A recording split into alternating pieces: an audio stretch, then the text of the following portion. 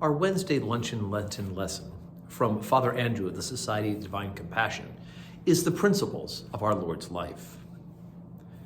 Christ also hath loved us, and hath given himself for us, an offering and sacrifice to God. Ephesians 5, verse 2.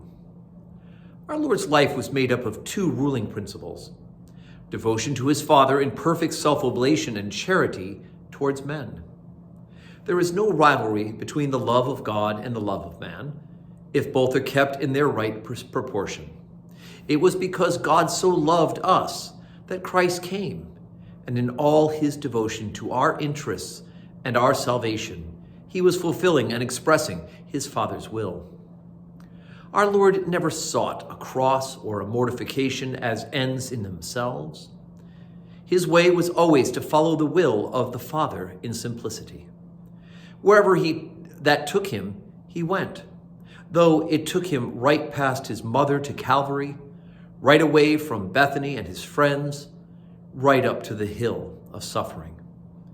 He never thought of himself in any way, either to get anything or to refuse anything.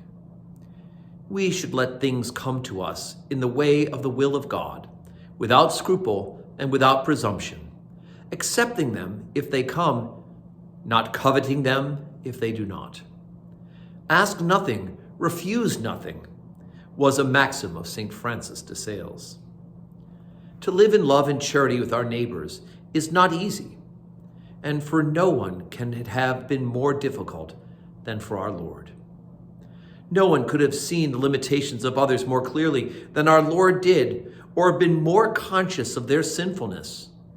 But he lived in love and charity with them, and was himself the principle of unity that brought them together. At the crucifixion, these two principles were set forth very manifestly. We see there the supreme self-oblation of our Lord's perfect devotion to his Father and his perfect charity to men.